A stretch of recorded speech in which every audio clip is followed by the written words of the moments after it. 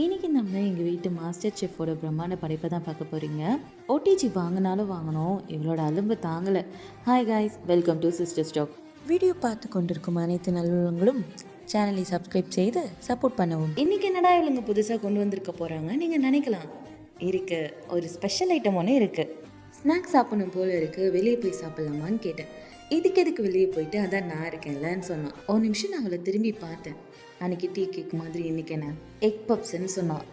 Egg puffs, எங்ககிட்ட egg பப்ஸ்க்கும் ஒரு flashback இருக்குது.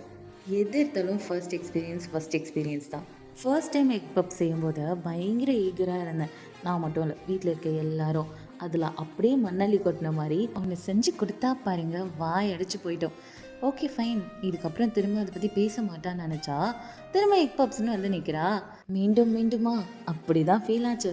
ஓகே பரவாயில்ல, வாய்ப்பு கொடுக்கலாம், ஏன்னா அவன் நல்லா குக் பண்ணுவான் அப்படின்னு எங்களுக்கு ஒரு நம்பிக்கை இருக்குது. அப்படி அவள் செகண்ட் டைம் ட்ரை பண்ணதான் இந்த எக் பப்ஸ். நாங்களே இப்படி ஒரு ரிசல்ட்டை எக்ஸ்பெக்ட் பண்ணல. ஜெயிச்சிட்டு மாறா, கப் உனக்கு தான். ஃபர்ஸ்ட் டைம் பண்ண தப்பு என்னென்னா அதிகமான லேயர் வச்சது தான். பட் இந்த டைம் கரெக்டான லேயரில் ரெண்டு ஷீட் மட்டும் போட்டு எக் பப்ஸை வேறு மாதிரி செஞ்சு கொடுத்துட்டா. பார்க்க நல்லா இருக்கா, அதே மாதிரி சாப்பிடவும் சூப்பராக இருந்தது. பாராட்டுக்களுக்கு நன்றி. மீண்டும் டீ கேக்குடன் இணைவோம்.